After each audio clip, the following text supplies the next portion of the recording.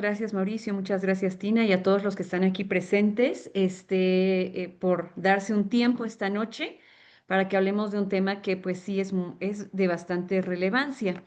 Déjenme, voy a compartir la pantalla. Em,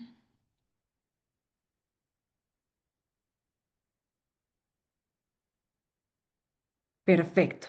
Muy bien. Entonces, pues sí, el día de hoy vamos a hablar un poco de fibrosis pulmonar, ¿sí? Pues soy Villaya Rivera, soy reumatóloga, como ya me había presentado Mauricio, y pues, ay, no sé si se ve bien esto. Bueno.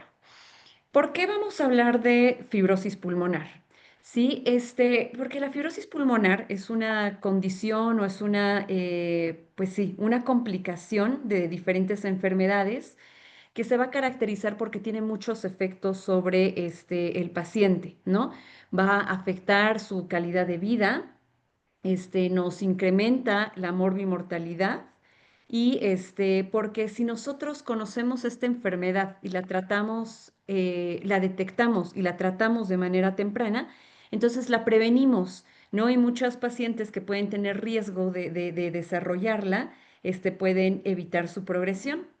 Entonces, ¿cómo nos afecta en calidad de vida? Porque los pacientes, pues, que vayan a tener fibrosis pulmonar, lo que van a tener es dificultad para realizar las actividades, ¿no? Van a tener dependencia, tanto de personas que los tengan que apoyar con las diferentes actividades, a veces dependencia también de oxígeno, entonces tener que movilizarse a un lado a otro, realizar sus actividades, todas haciendo uso de oxígeno.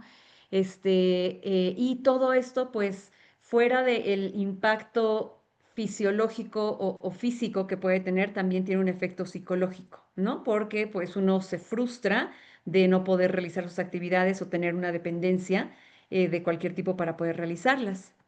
Cuando hablamos y de que incrementa la mortalidad, pues la verdad que una vez que está establecida la fibrosis pulmonar, la supervivencia a 10 años es un poquito baja, ¿no? El 20 a 25% de los pacientes que llegan a tener el diagnóstico de fibrosis pulmonar, pues llegan a tener una supervivencia de 10 años. ¿Y por qué es importante diagnosticarla a tiempo? Porque el periodo donde hay una mortalidad más incrementada es en los primeros años del diagnóstico, entre los 2 y los 5 años, ¿sí? Porque es el momento justo en el que todavía tenemos un componente inflamatorio y este es el que puede complicarnos. Entonces es el momento en el que se tiene que dar mayor soporte a los pacientes para que puedan llevar la enfermedad. Y ya como les iba mencionando, pues si nosotros conocemos la enfermedad, sabemos cuáles son los síntomas que puede presentar, entonces vamos a poder acudir a un médico, y ya vamos a ver esto también, a los médicos con los que tendríamos que acudir, de que se puedan realizar los estudios complementarios y lo más importante, que podamos empezar con un tratamiento específico que nos ayude a que la enfermedad que está causando esta fibrosis no vaya a progresar.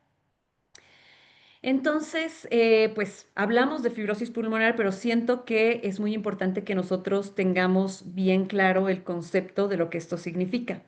Entonces, si nosotros buscamos la definición de fibrosis pulmonar, la podemos definir como una enfermedad respiratoria crónica en la cual se va a generar un engrosamiento y cicatrización del tejido pulmonar, lo cual a su vez va a producir una disminución de su función.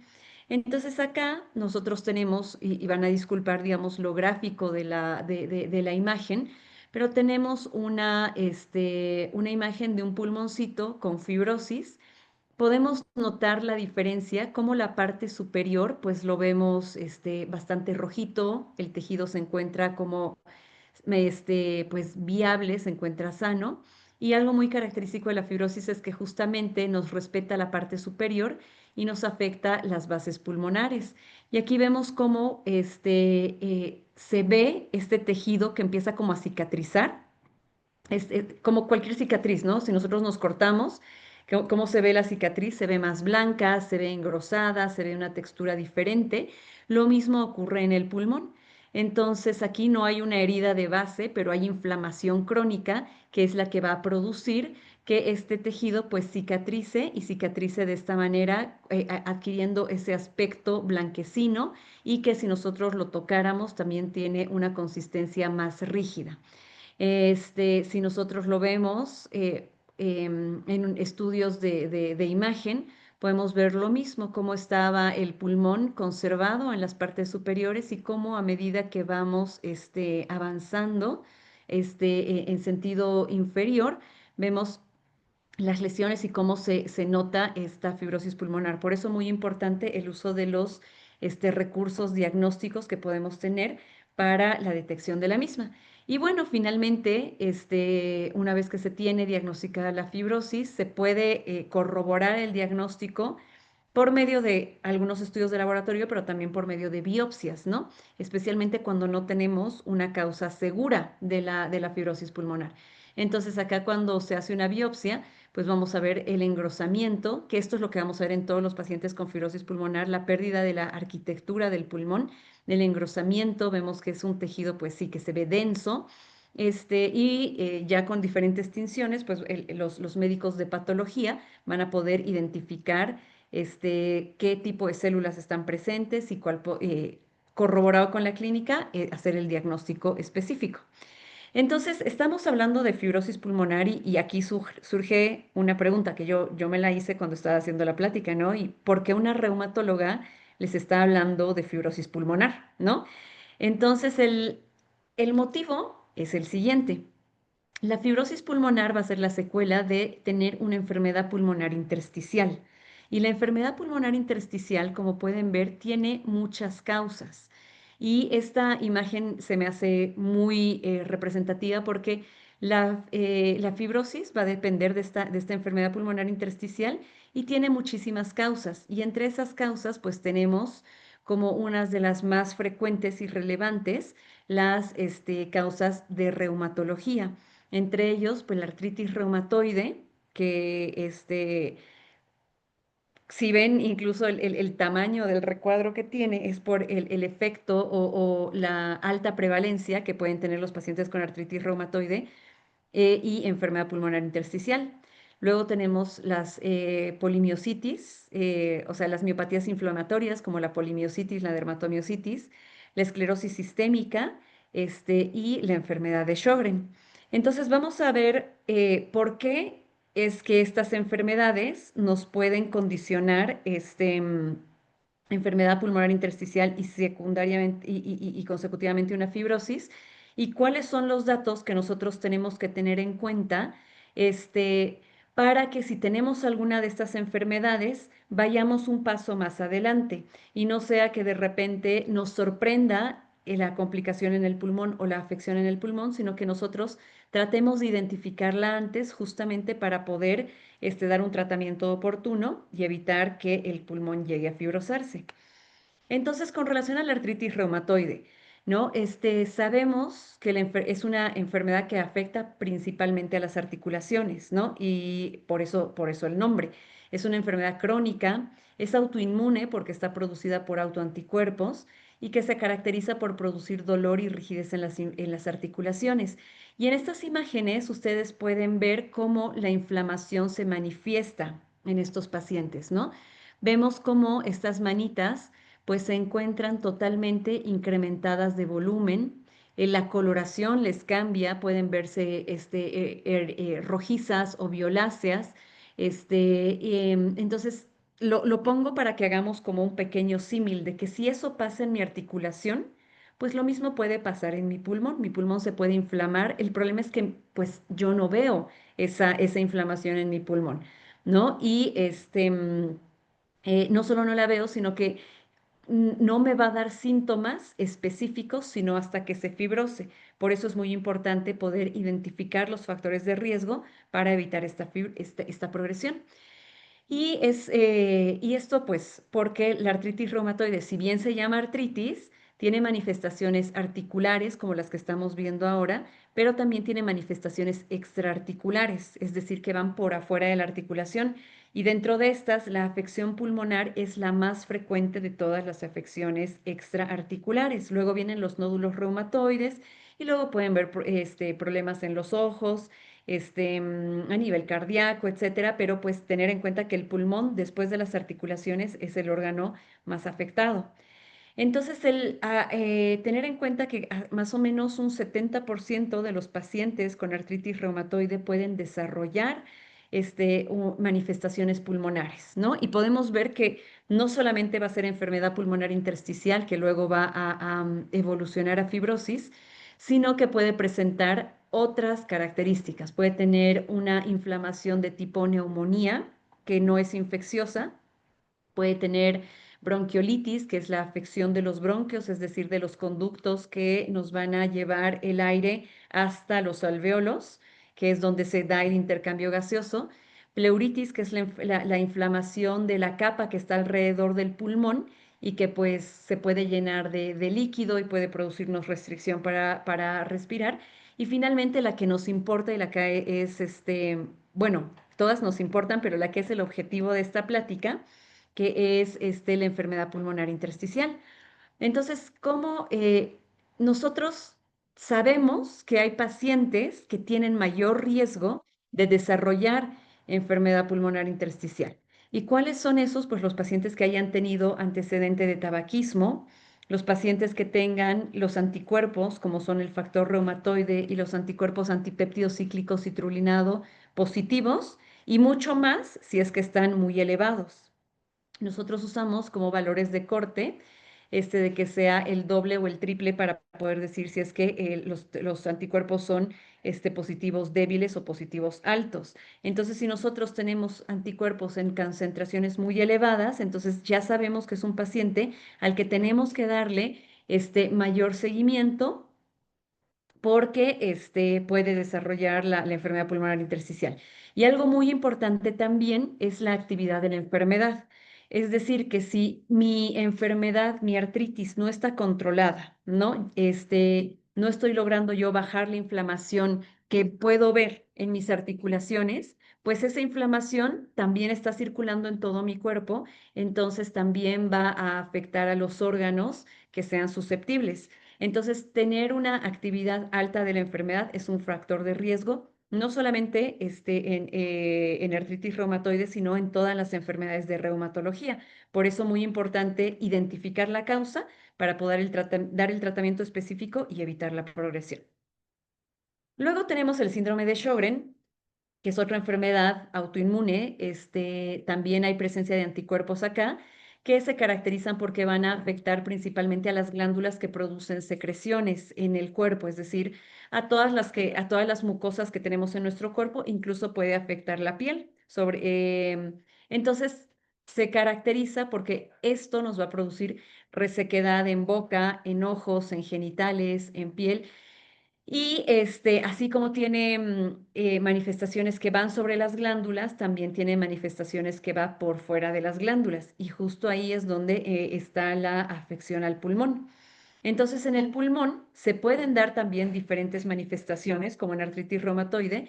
Por un lado, podemos tener la resequedad de las vías aéreas superiores, justamente por esta disminución de la producción de secreciones. Entonces podemos tener sequedad en la tráquea, sequedad en los bronquios, que esto nos produzca pues como irritación o traumatismo al respirar, seamos más sensibles y genere molestias a nivel respiratorio. También nos puede dar inflamación de los bronquios, como nos da la artritis reumatoide, y finalmente también nos puede dar una enfermedad pulmonar intersticial, que es menos frecuente. Si se fijan, afecta solamente al 11% de los pacientes, pero igual es algo que tenemos que tener en cuenta, especialmente si tenemos anticuerpos, como el anticuerpo anti-Ro, que es característico del síndrome de Sjögren y que, como vamos a ver más adelante, también se presenta en otras enfermedades y puede tener, nos incrementa el riesgo. Otra, que pues con la que están ustedes más familiarizados es la esclerosis sistémica, ¿no? No necesito yo decirles que es una enfermedad crónica, que es una enfermedad multisistémica y que se caracteriza por dos cosas. Uno, autoinmunidad, es decir, la presencia de autoanticuerpos que nos van a generar la enfermedad, e inflamación, que pues igual creo que esclerosis sistémica es el ejemplo más representativo porque nosotros podemos ver cómo un tejido que estaba inflamado luego cicatriza y se fibrosa, ¿no? Lo podemos ver en la piel, principalmente, lo podemos ver en esófago, pero pues también lo vemos a nivel pulmonar. Y además de tener estas manifestaciones de fibrosis, también tienen un componente de afección a los vasitos. ¿No? Entonces, por eso también tenemos el fenómeno de Raynaud, por eso tenemos a veces estas telangiectasias en la carita. Entonces, pues es una enfermedad que tiene muchos componentes y diferentes mecanismos de inflamación, ¿no? Y pues el pulmón, o sea, la afección pulmonar, pues yo creo que empezó a estudiarse con esclerosis sistémica por el componente que tenía y luego se fue extendiendo al resto de las enfermedades. Permítanme un segundito,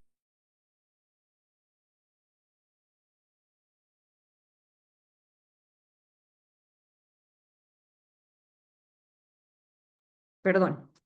Entonces, el pulmón puede tener diferentes manifestaciones. Por un lado, y por eso les mencionaba la afección de los vasos, esto nos puede dar hipertensión pulmonar y generalmente la hipertensión pulmonar va a estar más relacionado con una esclerosis sistémica limitada y con la presencia de las telangiectasias, ¿sí? Mientras que la enfermedad pulmonar intersticial puede producirse tanto en la forma limitada como en la difusa y tiene como factores de riesgo, pues algunos anticuerpos, ¿no?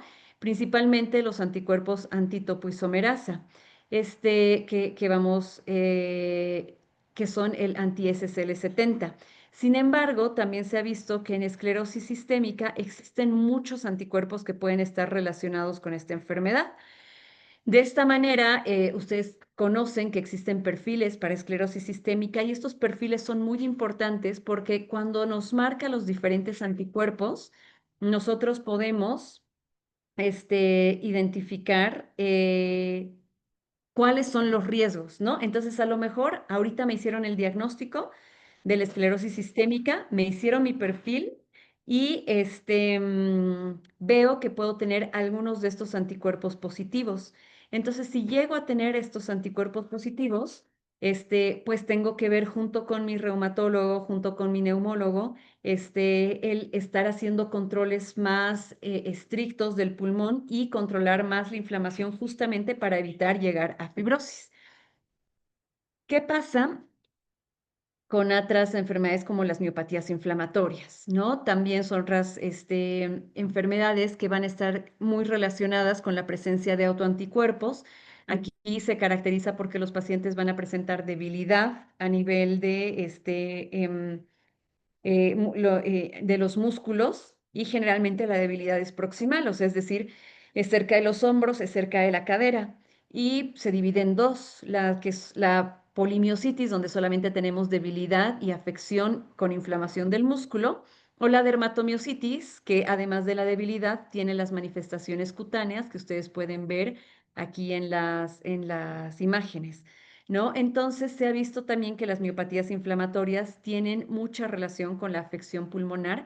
Vemos que hasta un 40% de los pacientes con miopatías inflamatorias puede desarrollar estas manifestaciones. Y a nivel respiratorio, ¿qué es lo que nos va a producir? Pues los pacientes pueden tener, dificultad para la respiración, por la debilidad muscular, pero otro, pues la enfermedad pulmonar intersticial, que es nuestra lesión de base que nos puede llevar después a fibrosis. Entonces, también tener en cuenta que para el desarrollo de enfermedad pulmonar intersticial en miopatías inflamatorias, existen anticuerpos que van a estar más relacionados con el desarrollo de esta. Y entre esos anticuerpos, pues tenemos a los anticuerpos antisintetasa. Generalmente el 80% de los pacientes que tienen una miopatía inflamatoria de tipo síndrome antisintetasa van a tener enfermedad pulmonar intersticial. Y nuevamente, pues acá podemos ver cuáles son los anticuerpos específicos que nos ponen en mayor riesgo para el desarrollo de esta complicación y por lo tanto nos implica la importancia que debemos tener, o sea, que tienen los perfiles de miopatías para que nosotros podamos identificar quiénes están en riesgo y tratar de prevenir. Entonces, ya vemos que muchas enfermedades de reuma nos pueden dar fibrosis pulmonar.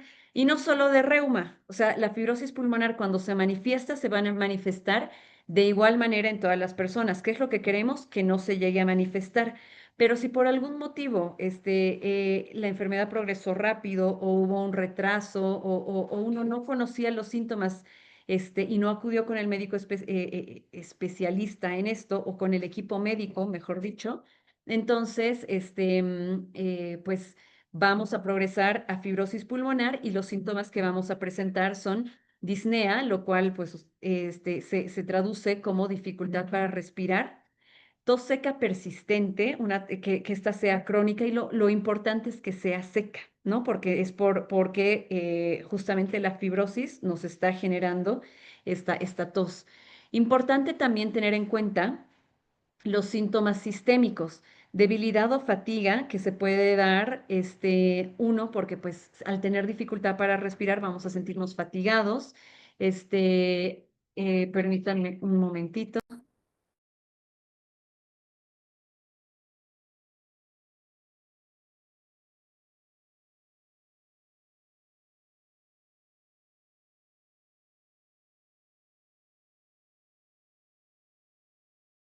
Perdón. Entonces, tenemos las manifestaciones respiratorias como la falta de aire, la tos seca, pero también las sistémicas. Entonces, la debilidad, el paciente que se sienta débil, se sienta fatigado y que esto vaya progresando, pérdida del apetito, pérdida de peso involuntario también es algo que tenemos que tener en cuenta, dolor o sensación de opresión en el pecho. Si la fibrosis pulmonar o la enfermedad pulmonar intersticial se debe a alguna causa reumatológica, pues vamos a tener también las manifestaciones reumatológicas, el dolor en las articulaciones, en los músculos.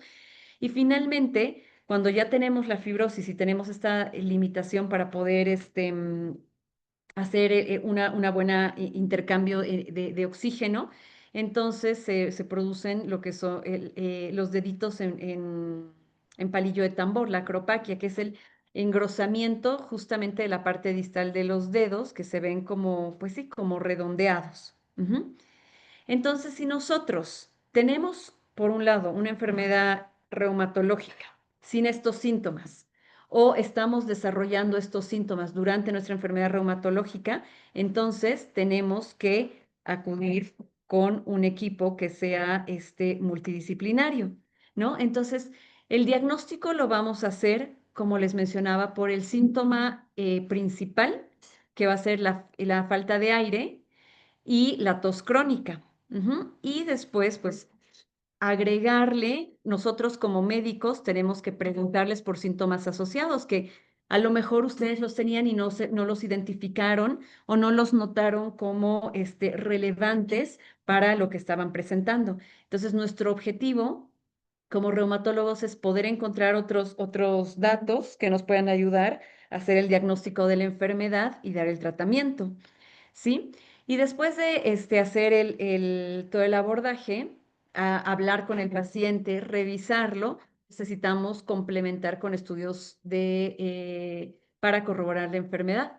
Entonces, dentro de esos tenemos estudios de función pulmonar, estudios de laboratorio, que son los que ya hemos ido adelantando hasta el momento. Los anticuerpos son de gran utilidad para que nosotros podamos identificar el riesgo y la presencia de la enfermedad y también pues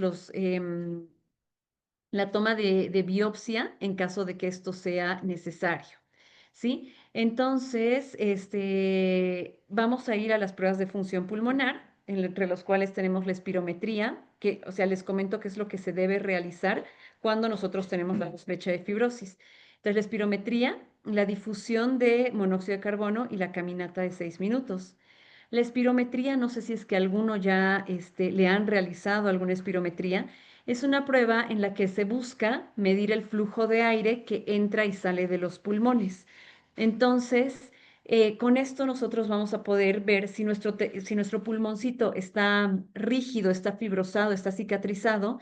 Entonces vamos a ver que no podemos meter suficiente cantidad de aire, y a esto se le llama que tiene un patrón restrictivo, que intentamos meter aire y llega un punto en el que ya no podemos más.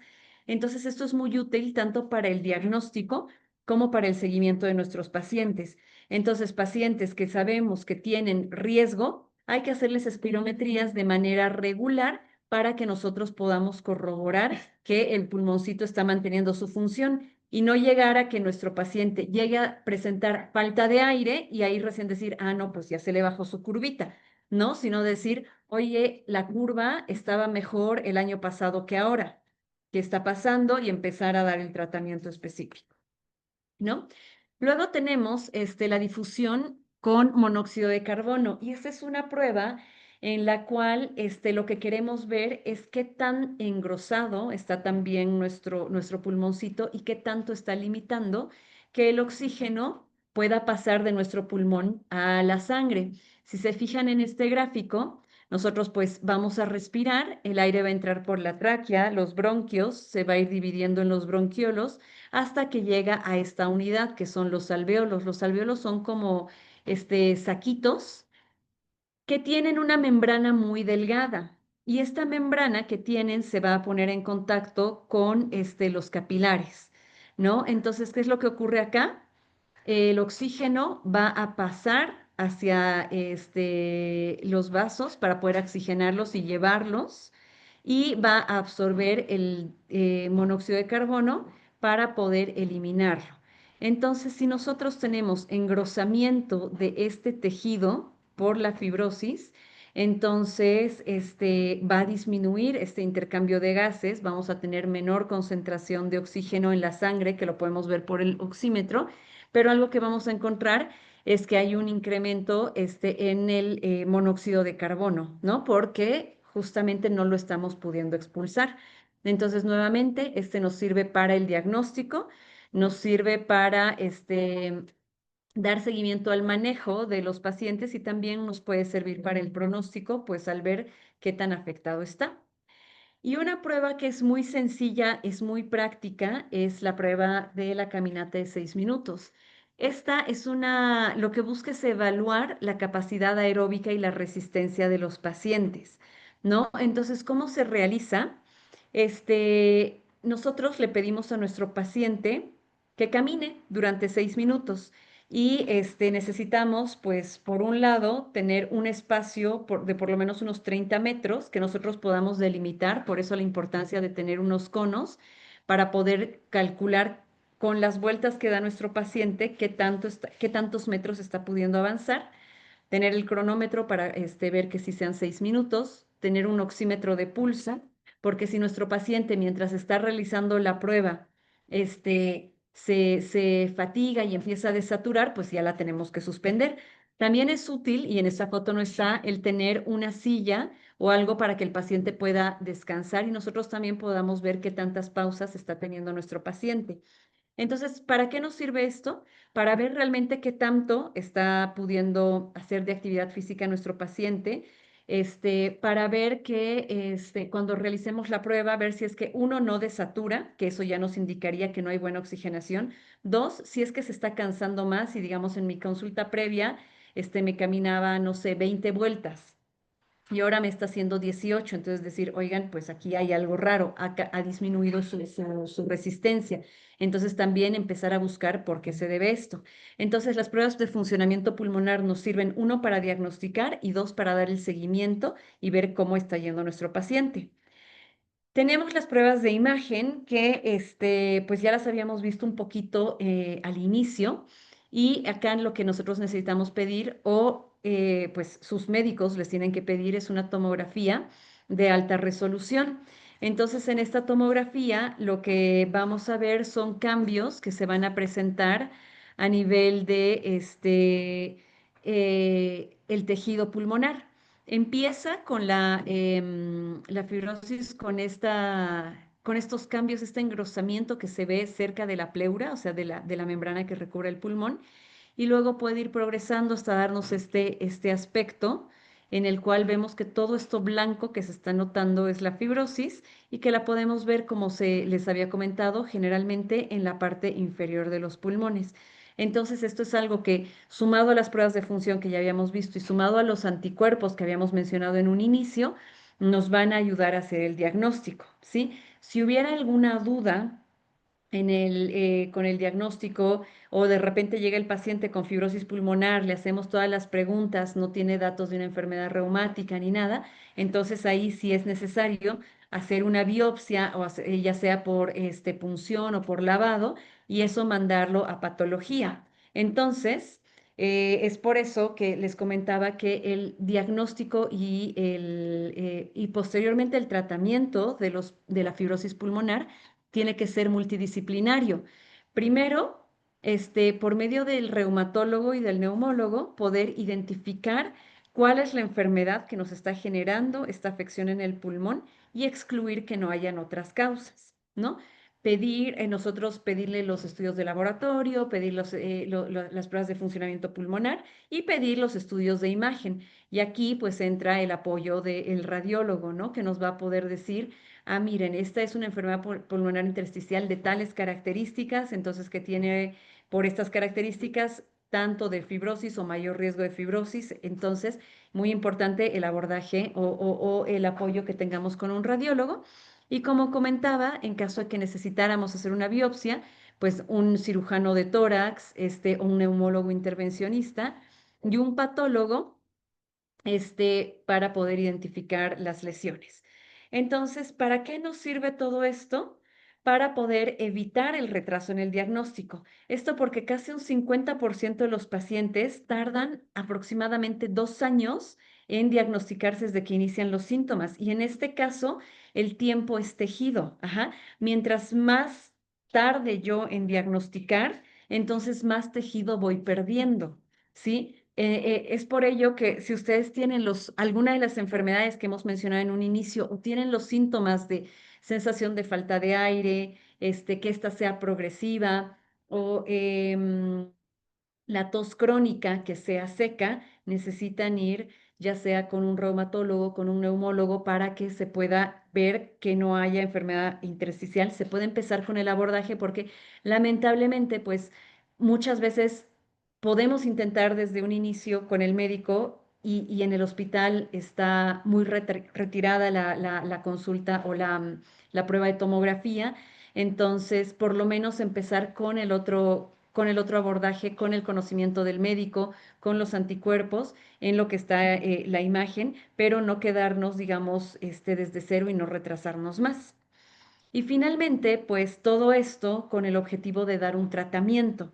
El tratamiento que se va a dividir en dos fases. Uno, el tratamiento de la enfermedad de base, que nos va a ayudar a controlar la inflamación. Este, si nosotros controlamos la inflamación, entonces vamos a evitar que haya mayor cicatrización. Por eso, muy importante identificar cuál es la enfermedad para poder controlarla. Y dos, si ya tenemos fibrosis, dar el tratamiento antifibrosante.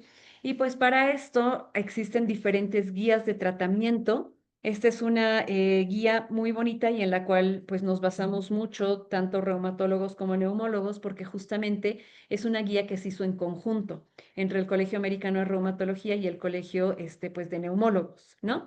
Entonces acá justamente lo que dicen es identifiquen la enfermedad, traten la enfermedad, si no funciona se pasa esta siguiente línea de tratamiento y si no esta, entonces es estadificar o estandarizar, perdón, el tratamiento para que todos los pacientes que puedan tener enfermedad pulmonar intersticial lleven un camino que sea homogéneo y sea correcto para el control de su enfermedad. Y finalmente, pues no solamente se va a quedar en el tratamiento que dé el neumólogo o el reumatólogo, ¿no? La verdad que tenemos que cuidar muchas cosas en los pacientes que tienen enfermedad pulmonar intersticial, porque pues el cuerpo es un todo. Entonces, si nuestro pulmoncito está con falla, nuestro corazón va a empezar a hacer mayor esfuerzo, ¿no? Para poder bombear la sangre hacia el pulmón para poder llevar esa sangre poco oxigenada al resto del cuerpo. Entonces es muy importante el cardiólogo, el nutriólogo, porque pues como veían en los síntomas, puede haber pérdida de peso, necesitamos un buen consumo de proteínas. Muchas veces los medicamentos que nosotros dejamos, especialmente los antifibróticos, nos dan mucha intolerancia gástrica. Entonces, adecuar un plan de alimentación para el paciente. El psicólogo, por toda la carga pues, emocional y psicológica que tiene esta enfermedad, justamente por lo que hemos mencionado en un inicio, la dependencia que pueden tener los pacientes.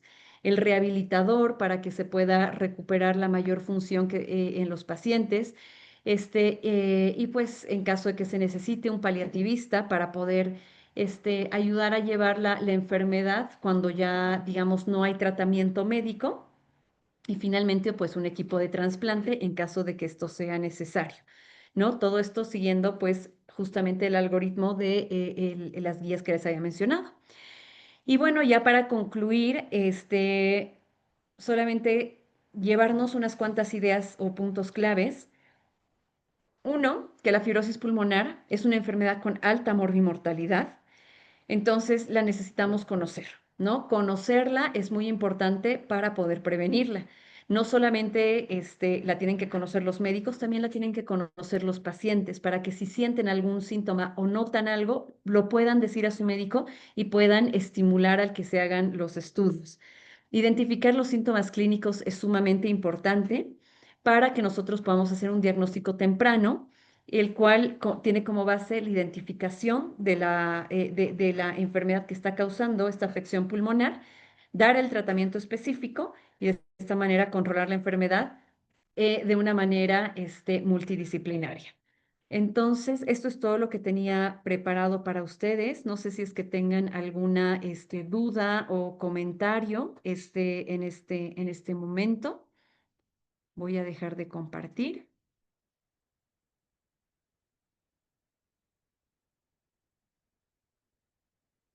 Y pues si hay alguna duda, con mucho gusto. Si no, pues también se puede mandar por correo o a través de Mauricio y Tina, porque pues a veces mucha información como que luego la terminamos de procesar y luego nos surgen las dudas. No sé si hay alguna... Podríamos abusar un poquito de tu tiempo, doctora, Sí, claro para que que sí, los pacientes que tengan dudas, una, o levantan la manita y hacen la pregunta, o dos, lo mandan por chat. claro que sí. Ajá, ok. Yo la pregunta que te haría, doctora, es, dentro de lo que es la enfermedad de esclerodermia, ¿qué tanto porcentaje hay, o ustedes tienen algunas porcentaje, que den fibrosis pulmonar dentro de lo que es la esclerodermia? Ok, sí, en la esclerosis sistémica un 40-60% de los pacientes pueden tener enfermedad pulmonar intersticial. Y al tener la enfermedad pulmonar intersticial, esta puede progresar a desarrollar fibrosis, ¿no? Entonces, sí es un porcentaje, pues, relativamente elevado. Ujú. Entonces estaríamos hablando de un 60% de las personas, 40-60. 40, Ajá, 60, ok, dentro de lo sí. que es la esclerodermia. Ahora, esto es, tienes una enfermedad que llevas, pues, supuestamente 20 años, ujú, probablemente te pudiera dar o ya no te puede dar. Eso va a depender mucho del perfil de anticuerpos que vayamos a tener. Hay pacientes que pueden tener, o sea, para hacer el diagnóstico necesitamos anticuerpos, pueden tener una enfermedad, una esclerosis sistémica difusa, eso ya nos pone en cierto riesgo, pero pues solamente tener este anticuerpo, el anti-SSL70 positivo, y llevar el resto o sea, tener la enfermedad por mucho tiempo y nunca desarrollarla. O pueden haber pacientes que se diagnostican pronto y que por la cantidad de anticuerpos que presentan, pueden desarrollar rápidamente la enfermedad, ¿no? Entonces, poder decir que después de cierto tiempo vaya o no a desarrollarse, em, creo que está un poco difícil porque va a depender más del perfil de anticuerpos y las características clínicas de los pacientes. Algo más. Y bueno, ¿Qué es lo que puede ocurrir? Que si, digamos, yo llevo 20 años con la enfermedad y nunca me la traté bien, por más que haya tenido factores de riesgo bajitos, sí voy a progresar, ¿no? Porque pues es importante tenerla apagada. Entonces, eso, no sé si eso como que contesta la pregunta, Tina. Sí, sí contesta la pregunta. Ahora tenemos del chat. Hola, buenas noches. Disculpe, doctora, a mí cuando me falta el aire me da tos y me salen, ay, volando pequeñas flemas. ¿A qué se debe? ¿Qué podría ayudar? En ese caso, o sea, primero hay que ver la característica que tienen las flemas, ¿no? Porque si son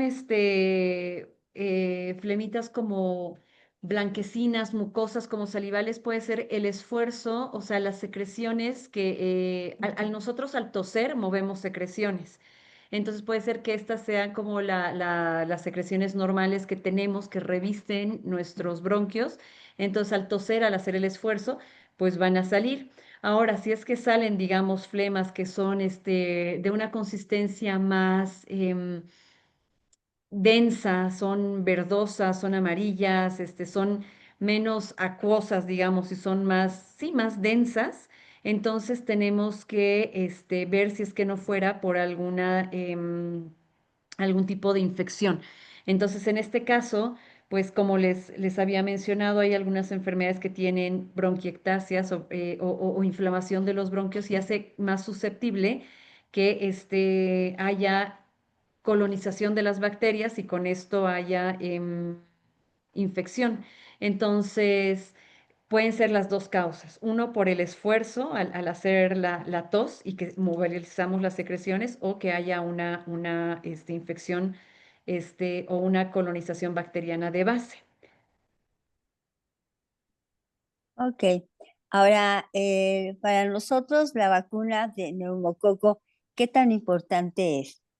Es sumamente importante, justo porque pues em, el tejido pulmonar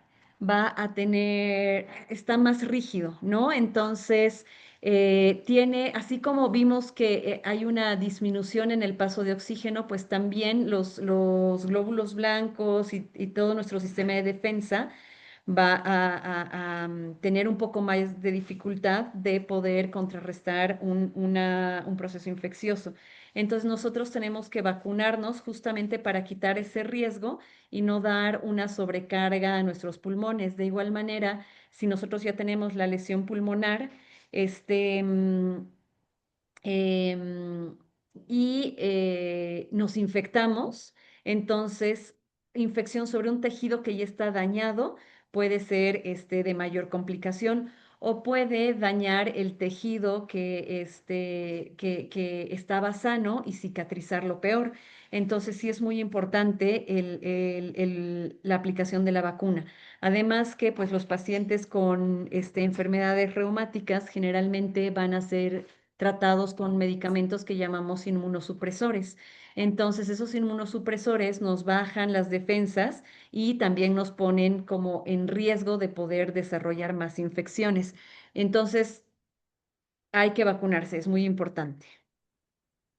Ok, ¿esa vacuna dura 7 años? No, es de 5 años, se tiene que De 5 años. reforzar cada 5.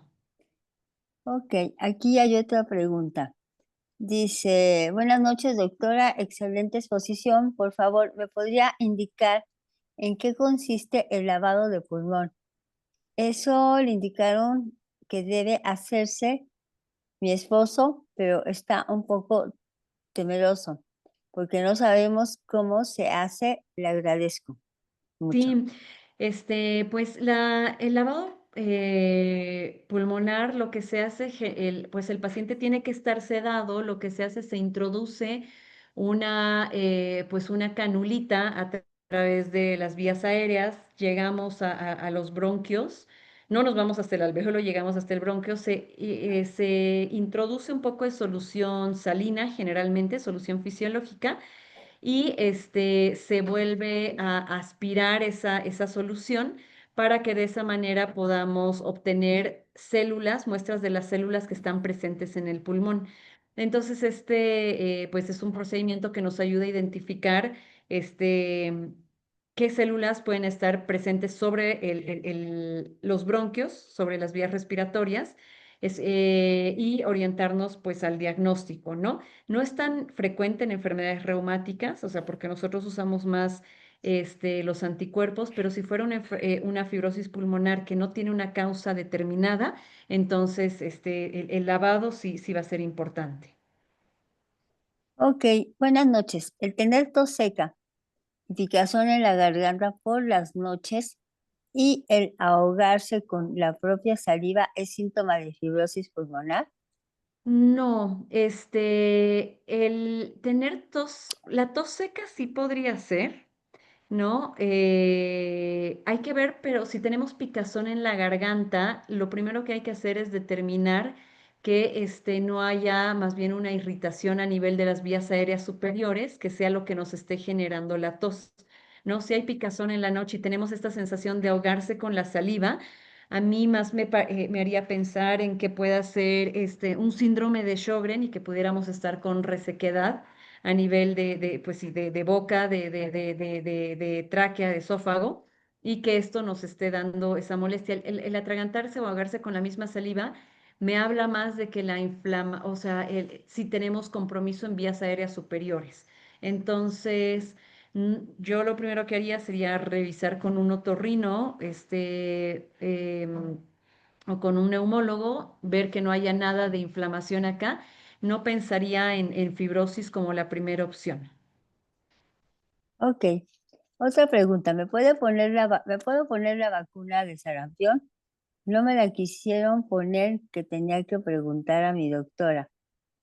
Pues eso va a depender mucho de qué medicamentos se está tomando, porque pues sí, las vacunas, con virus vivos atenuados pueden, eh, ser a veces contraindicadas en pacientes que están con ciertos tipos de biológicos.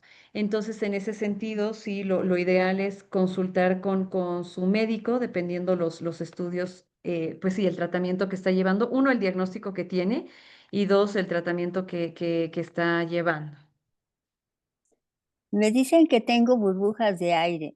Esas se pueden reventar con un esfuerzo y que también tengo fibrosis pulmonar, HAP y esclerodermia. Y en urgencias me pueden entubar cuando bajo mucho mi saturación. ¿Y cuál es el límite para decir que está baja la saturación?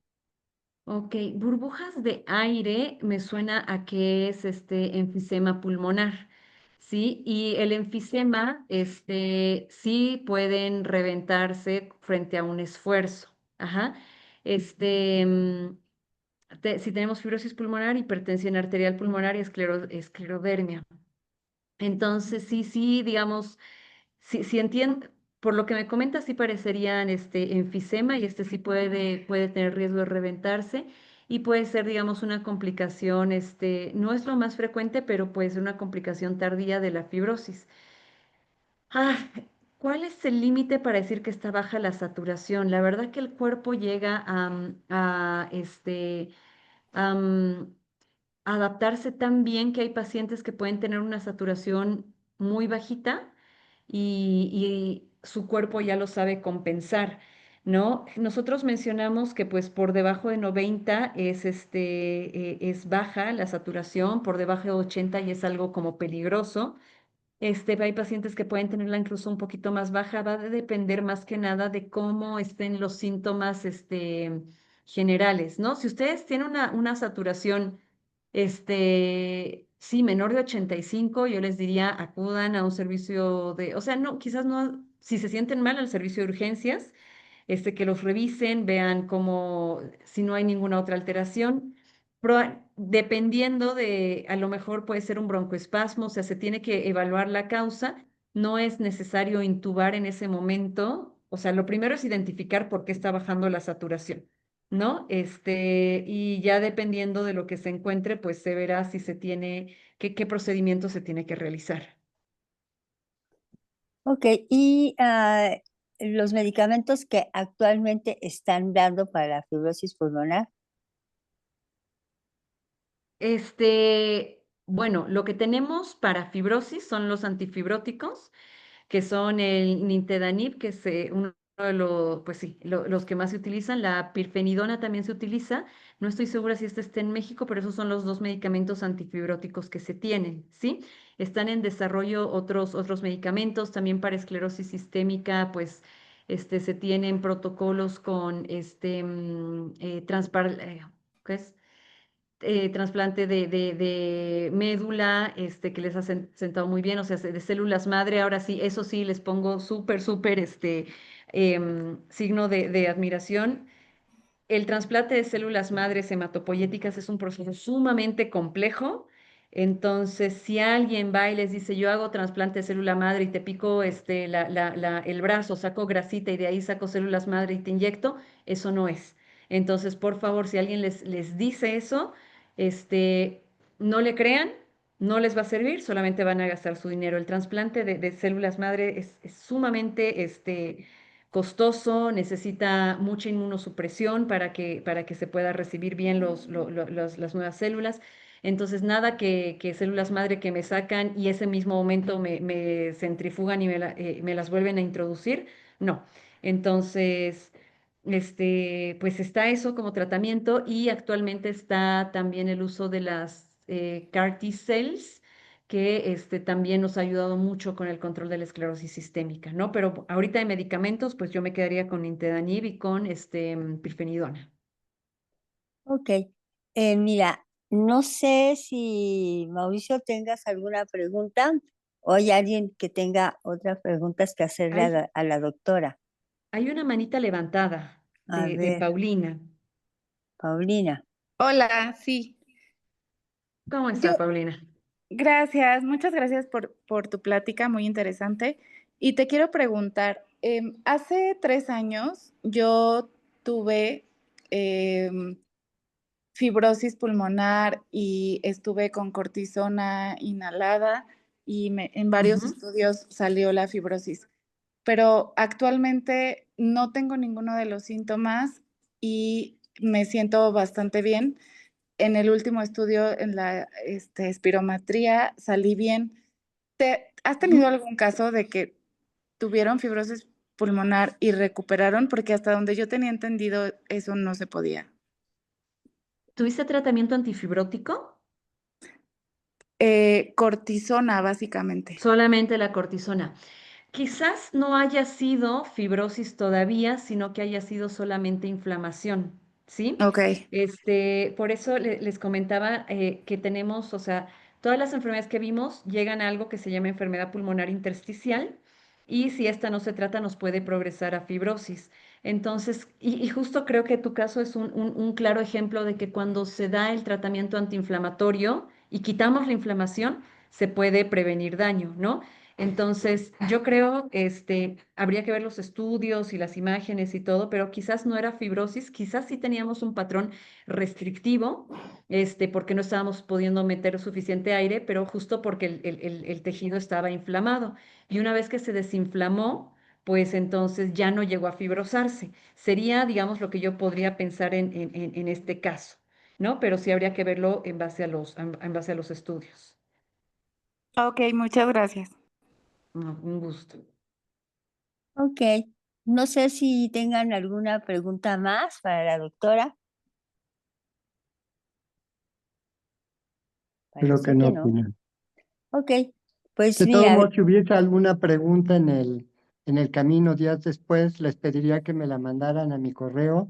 Ya lo saben, esclerodermiamexico@hotmail.com o al de tina-ampudia@hotmail.com y ya se la hacemos llegar a la doctora. ok. Sí, yo encantada de contestar cualquier pregunta que pueda surgir después. Ok, Gracias. doctora. Entonces, hoy coincidió de que hoy es Día Mundial del Pulmón, 25 de septiembre, y nos estás Ah, dando la plática, ¿no? De fibrosis pulmonar. Entonces pues muchas coincidió, gracias. ¿no? Pues Sí, coincidió qué todo. buena puntería. Sí, qué buena puntería, ¿no? Y Sí. también, si pudieras darnos, regalarnos y darnos tus tus datos para Ajá. la gente que quiera consultarte. No sé si estás dando también alguna consulta. Sí, ahorita, bueno, me pueden encontrar en Doctoralia. Yo estoy dando consulta en el Ángeles Acoxpa, en Tlalpan, en Torre Médica Tlalpan, y también doy consulta en Polanco. Pero me pueden encontrar si quieren en Doctoralia o le paso a Mauricio también los datos en caso de que Ok, alguien lo llegara a necesitar. ok, me parece buena idea. Ujú. Pues entonces sí me gustaría que por favor demos un aplauso muy fuerte a la doctora, agradecerle de mucho cariño y de corazón pues el apoyo que nos diste el día de hoy en tu plática para la asociación. Gracias, Entonces, doctora. Apreciamos mucho el espacio que nos da. Dios le No, bendiga. Muchas muchísimas gracias. gracias a ustedes. Y pues estoy aquí a la orden para lo que sea y sí, les agradezco la confianza y el haberme considerado para hoy. ¿Sí? Gracias, doctora. Un ok, gusto, que estén muy bien, que estén muy bien. Muchas gracias. Buenas buenas noches. noches, que estén bien, hasta luego, doctora. Hasta luego. Buenas noches.